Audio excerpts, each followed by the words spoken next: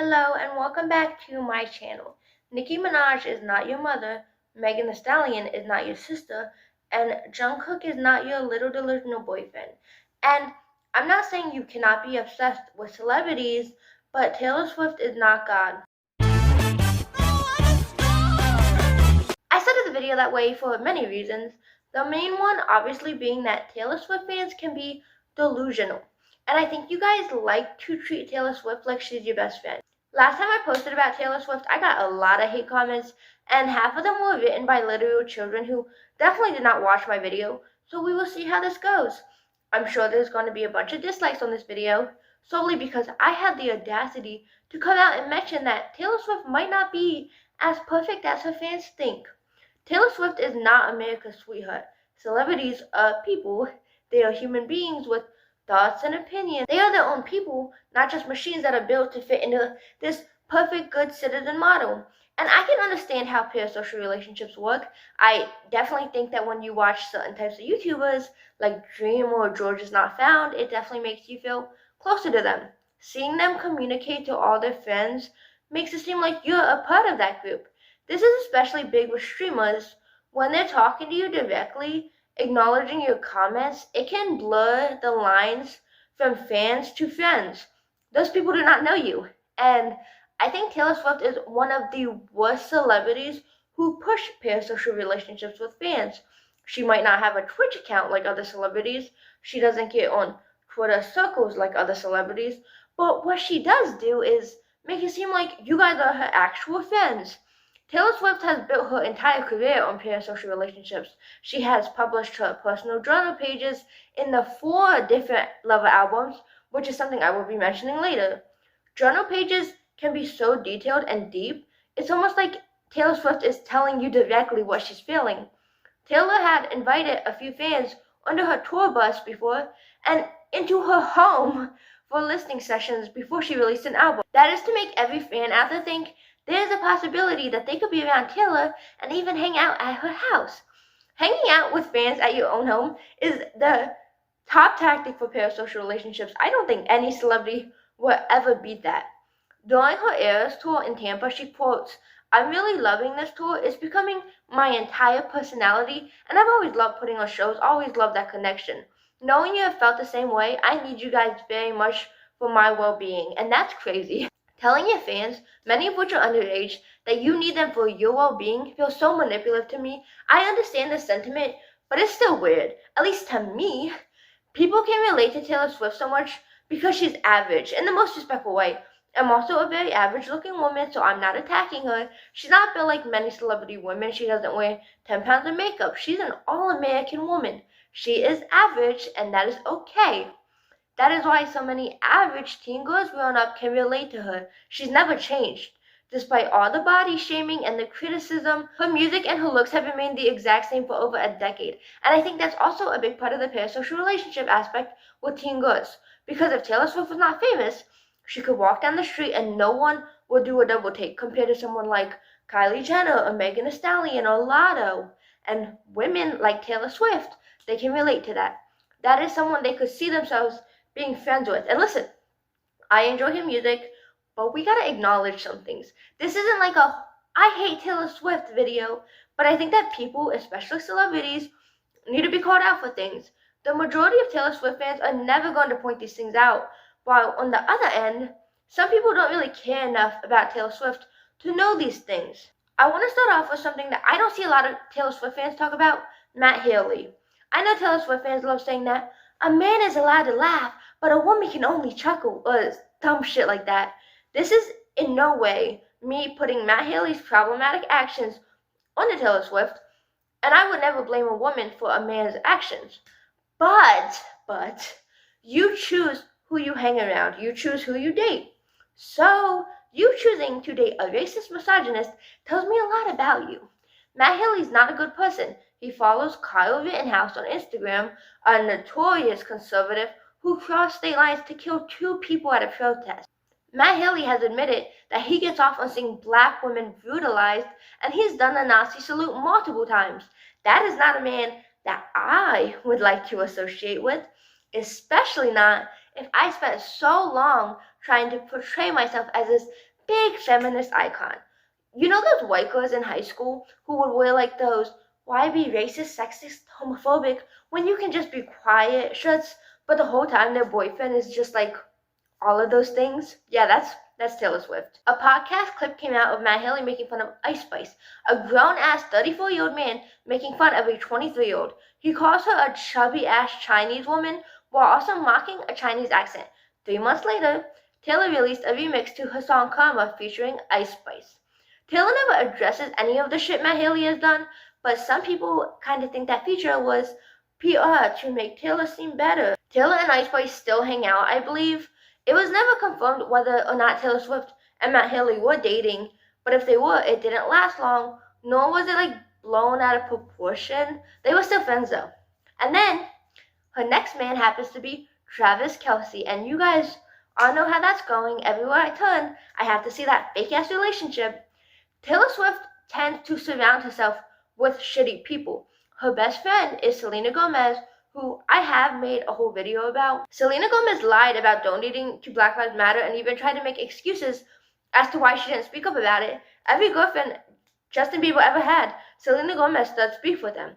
Taylor Swift is friends with Lana Del Rey and even brought her up on stage during an award ceremony.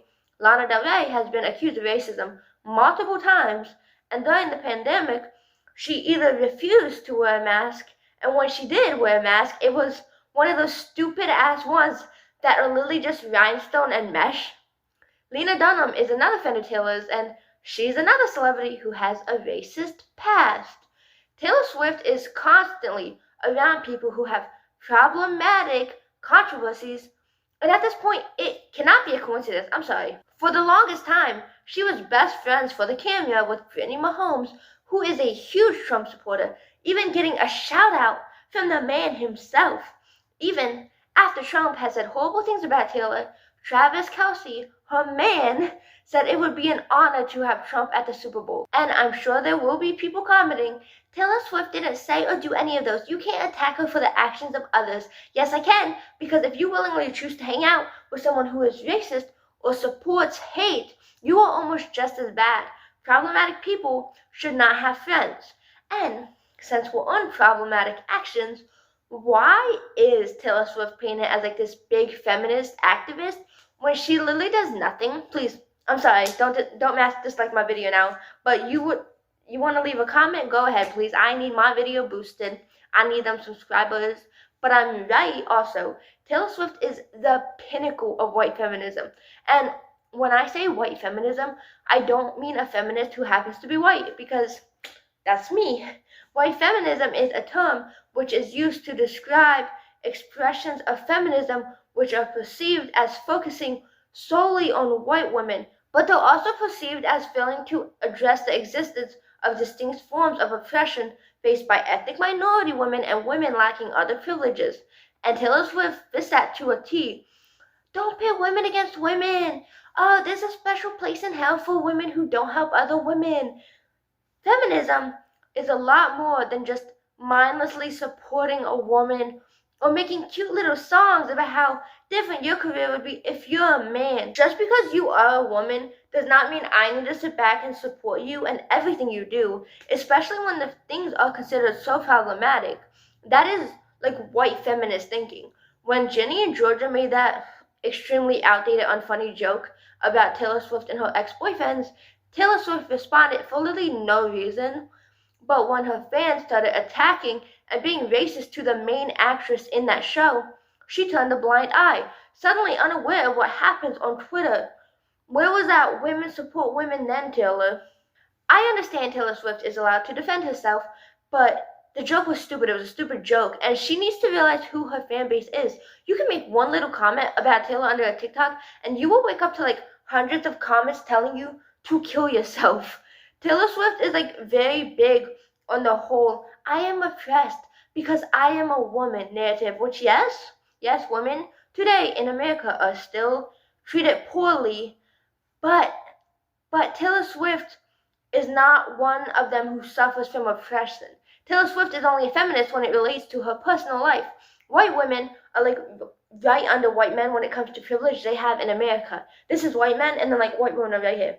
The only valid criticism Taylor Swift has a right to blame sexism on are all the jokes about her ex-boyfriends because like literally every artist sings or raps about their old relationship. Taylor Swift is not being held back in her career solely because she's a woman. She's single-handedly the biggest pop star today. Every other day she is like trending whether she spent a nice day with Travis Kelce or because she took a 20-minute flight and killed our planet even more. At this point, it's just greedy, which is something I will be talking about later. Even my mom knows who Taylor Swift is, and like the only people she knows are like celebrities who stopped being relevant in the 80s and Evanescence. And that's because I went through an emo phase. On the other hand, and this is going to sound hypocritical, I do not need a skinny blonde white lady to be the poster child of feminism. Bear with me, bear with me. Taylor Swift should be speaking up for all these issues since she claims to be such a big feminist, but she also benefits from the patriarchy because she is a skinny blonde white lady. She is the poster child for what America wanted for so long. She speaks up about LGBTQ rights or Black Lives Matter, but only enough to know she's an ally. She'll never voice her opinion on things far enough to where it will make people uncomfortable or have them stop paying her. Because despite being a billionaire, more money is the most important thing to these celebrities. Taylor Swift will never speak about topics that are actually controversial. Never nothing about Palestine because the mass majority of her fans support the genocide that Israel is committing. That's too much for her and her brand. It's so easy to come out and say that black people deserve to live if they ever get pulled over, or gay people deserve rights. 90% of her fan base agrees with that. The reality is, these celebrities could do so much more for Palestinian citizens if they just took action. Speaking up would do so much. We know celebrities have influence on the government. As fucked up as that sounds, we saw it in action with Taylor Swift and the AI incident. It took less than a week for them to implement that law, which yes, I do think we needed a law when it all comes to like AI deepfakes, but this shit should have been happening. It shouldn't have taken until it happened to Taylor Swift for the government to jump in. It doesn't make it okay to ignore it just because every other woman it's happened to before wasn't as rich or as famous. Which brings me to my next part. There's no such thing as an ethical billionaire. Sweatshops, overpriced merch, slave labor, so many tactics to become a billionaire, not one of them is ethical. Taylor Swift is no different. Eat the rich, even your favorite. Taylor Swift releases the same album, but with different versions and different songs. So if you want the full experience, you have to buy multiple things. When Midnights came out, you could buy 4 different albums to form a clock with the 4 covers. That is greedy. Taylor knows her fans are going to buy 4 different albums of the same tracks. It's the same songs, the same album. The only difference is the cover, and it's not Taylor's fault that her fans will buy them. Well, that was the whole point of the different album. Taylor Swift fans see her success as their success, and she knows this. She knows they will buy anything she puts out, and when she does put things out, many times it's a limited deal, so her fans will buy it right away without really thinking. When Olivia Rodrigo started to blow up, Taylor Swift got credit on one of her songs. You are a billionaire. Why are you harassing this new star because your songs sound partially alike? Is it jealousy? Are you scared about a young woman blowing up on the pop scene and overtaking your spot? Like, I don't understand. You don't need money. Taylor Swift didn't want Spotify to have her music played for free. She hated this idea so much, she had her entire catalog removed from that app. She thought she would make more money through physical copies. But when she was wrong, she agreed to have her music back on Spotify, and that is embarrassing. That is the end of my video. I hope you have a good rest of your day, and feel free to like or even subscribe.